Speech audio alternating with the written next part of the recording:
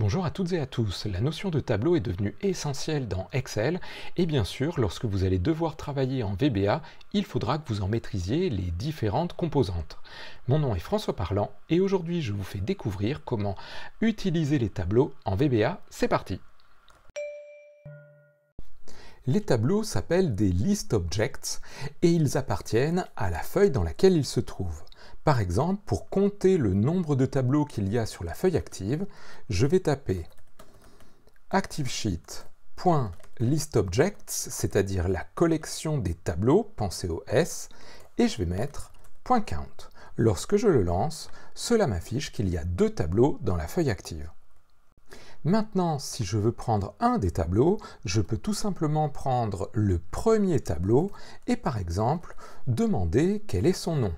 Ici, le premier tableau s'appelle commande, vérifions, je clique, je vais dans création de tableau, en effet il s'appelle commande. Juste pour vérifier, le deuxième devrait s'appeler tableau 3, voyons si cela fonctionne. Je change, si je veux le nom du deuxième tableau, j'obtiens bien ici tableau 3.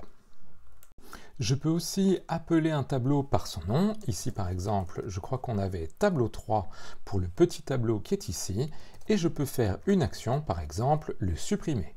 Lorsque je lance la macro, cela supprime mon tableau d'après son nom.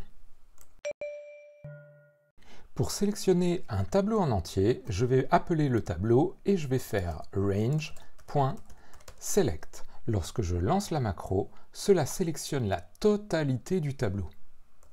Si je veux sélectionner non pas le tableau en entier, mais seulement les données, il s'agit du Data Body Range.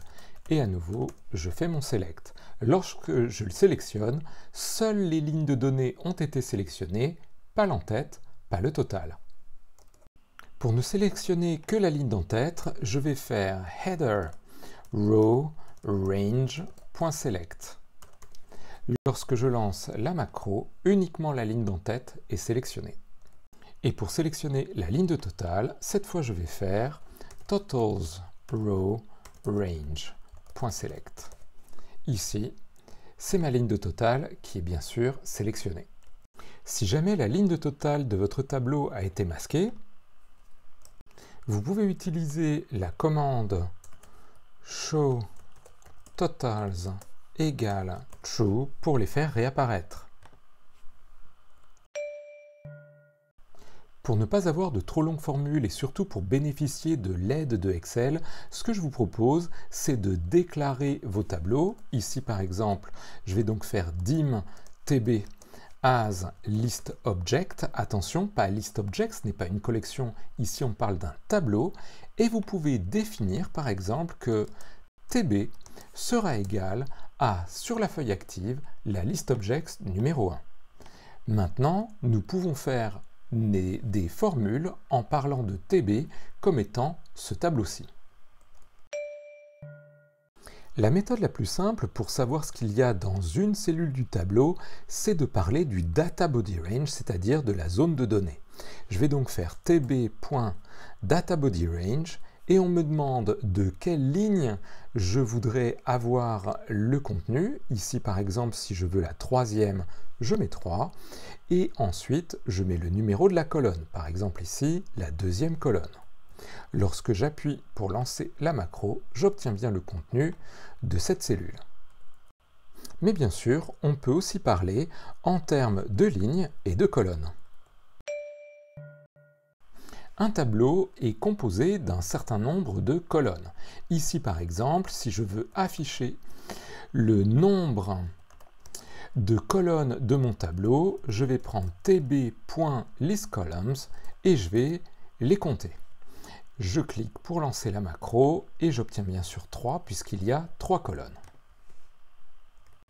Je peux parler d'une colonne en utilisant son numéro. Par exemple, la colonne 2, si je voulais afficher son nom, cela me donnerait place. Je peux ajouter une nouvelle colonne en partant de la liste des colonnes et en faisant add. J'indique ensuite derrière, entre parenthèses, la position à laquelle je voudrais qu'elle se trouve. Par exemple, si je veux qu'elle se trouve en deuxième position, je mets 2 et ici par contre je n'ai plus besoin d'une message box, je vais lancer la macro et j'obtiens bien une colonne en deuxième position.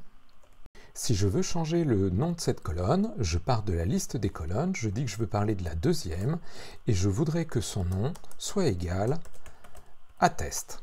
Je lance la macro et la deuxième colonne a été renommée. Une colonne est composée d'une certaine zone. On peut donc dire range et on peut faire select. Ici, lorsque je lance la macro, vous voyez que cela me sélectionne toute la colonne en incluant le titre et le total. Pensez bien à cela car ce n'est pas la même chose que le Data Body Range qui ne tient pas compte des titres ni des totaux. Je peux donc afficher ce qui se trouve dans une certaine colonne, par exemple dans la troisième colonne, à une certaine place de cette colonne, par exemple dans la range 2. Attention, je vous rappelle que comme cela compte le titre, en deuxième position, on va avoir notre 200 et pas notre 500. Je lance la macro, c'est bien 200 qui apparaît. La plupart du temps, il sera donc préférable, au lieu d'utiliser range, d'utiliser le data body range d'une colonne. Ici, à propos de la colonne 3, je voudrais prendre son data body range et le sélectionner pour vous montrer ce que cela donne. Lorsque je clique, cela sélectionne bien la colonne 3, mais seulement la partie des données. Maintenant, si je veux afficher le contenu de la deuxième cellule seulement des données, je peux prendre le data body range de ma colonne et dire que je veux le contenu de la deuxième. Il n'y a pas de décalage puisqu'ici, on commence bien à compter au niveau des données sans prendre en compte les titres. Lorsque je clique, j'ai bien 500 qui correspond à ma deuxième ligne. Imaginons que je veuille faire la formule qui prenne les places moins les disponibilités. Voici ce que cela donne si on le tapait directement. Écoutez, je ne vais pas m'embêter, je vais prendre la formule pour vous montrer comment, avec du VBA, on pourrait appliquer cela. Pour appliquer une formule à une colonne, je prends mon tableau, je prends les colonnes, j'indique le numéro de la colonne qui m'intéresse, je vais prendre le data body range puisque la formule ne s'appliquera que à la partie des données et je vais faire ici formula. Maintenant, je veux que la formule soit égale à quoi? Eh bien, ce que je viens de copier, je le mets entre guillemets. Je lance la macro et j'obtiens bien sûr le même résultat avec, comme vous le voyez, la formule appliquée à toutes les cellules de la partie des données. Pour parler des lignes d'un tableau, on va utiliser bien sûr non pas list columns, mais list rows. Et maintenant, je peux par exemple parler de la deuxième ligne, et comme tout à l'heure, je peux utiliser range pour désigner cette zone-là. Je vais faire select pour sélectionner toute la ligne 2.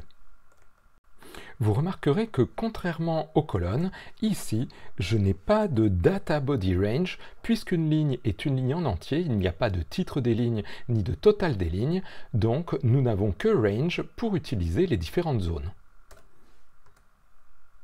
Je peux donc afficher le contenu de la troisième colonne de cette ligne, c'est-à-dire la troisième cellule de cette ligne, et cela bien sûr va m'afficher mon petit 500 si je ne me trompe pas. On est parti, je clique, cela m'affiche bien 500 car c'est la troisième cellule de la ligne numéro 2. Pour insérer une ligne dans un tableau, je pars des list rows, je fais point et je fais add. Comme tout à l'heure, je peux décider de la position où cela va se mettre. Imaginons que l'on ne mette rien, cela va m'insérer une ligne à la fin de mon tableau. Si je veux afficher une ligne en première position, je peux mettre mes parenthèses 1 et lorsque je lance la macro, cela m'affiche ma ligne en haut. Vous pouvez bien sûr supprimer une ligne, ici par exemple la première ligne avec delete, et lorsque je lance la macro, ma ligne ajoutée en première position a disparu. Pour énumérer toutes les lignes d'un tableau, nous allons utiliser par exemple la boucle for each qui signifie pour chaque. For each, alors on va parler des lignes, soit vous mettez un petit L, soit vous mettez un petit R pour row. Et puis vous pouvez inventer ce que vous voulez, ça marchera aussi, c'est un nom qu'on donne nous-mêmes. For each R in, je prends mon tableau, point list rows, c'est la collection de toutes les lignes. Je vais aller à la ligne et je vais mettre next R puisque c'est la suite de ma boucle. Maintenant, je peux lui dire « Affiche-moi un petit message avec le contenu de ce qu'il y a dans la première colonne de cette ligne. » La ligne, c'est R, point. Maintenant, je peux lui prendre à propos d'elle sa range. Donc ici, je vais mettre range et je vais lui dire « Je veux le contenu de la première colonne. » Vous avez remarqué que nous n'avons pas eu d'aide de la part de Excel lorsque nous avons tapé le petit point. C'est tout simplement parce que nous n'avions pas déclaré le R. Il serait bon de faire dim R as list row, les voilà, de manière à ce que la prochaine fois qu'on tapera R point quelque chose, on ait toutes les options qui correspondent à une ligne. Je recommence donc, affiche-moi pour chacune des lignes le contenu de la première colonne. Je lance la macro, j'obtiens Bordeaux, Paris, Marseille, Toulouse. Bien sûr, vous pouvez réviser les conditions en améliorant un petit peu les choses. Par exemple, ici, on pourrait dire si le contenu de la range, on va prendre la colonne test, c'est donc la 2. Si le contenu de la colonne 2 est inférieur à 200, alors tu m'affiches le nom de la ville, et sinon, tu ne fais rien. End if. Lançons notre macro. Ici, je vais avoir Bordeaux qui est inférieur, et je vais avoir Toulouse qui est inférieur également. Cette manière de faire une boucle en énumérant chacune des lignes va toutefois nous poser un petit problème lorsqu'on va vouloir supprimer certaines d'entre elles. Ici par exemple, imaginons que l'on veuille supprimer les lignes dont la deuxième colonne est inférieure à 200. Lorsque je lance ma macro, j'obtiens un message d'erreur et qui me dit qu'il y a un problème ici sur une des lignes, et lorsque j'essaye de la prendre, on me dit qu'il y a un souci sur la range 2 de R. Bien sûr, comme d'habitude, cela ne m'aide pas du tout, je vais donc essayer de vous expliquer. On lui a dit, tu prends la ligne 1, puis la ligne 2, puis la ligne 3, puis la ligne 4. Le problème, c'est que comme j'ai supprimé déjà la ligne 1, lorsque je vais arriver à 4, eh bien, il ne m'en restera plus 4, il ne m'en restera plus que 3, puisque j'en ai déjà supprimé une. J'obtiens donc une erreur. Il vaudrait donc mieux faire une autre méthode de boucle lorsqu'on a besoin de supprimer les données. Choisissons donc de faire un format de boucle for i est égal à, dans mon tableau, les list rows et leur nombre. Donc on va partir du nombre de fin des lignes et on va aller jusqu'à combien? On va remonter jusqu'à 1.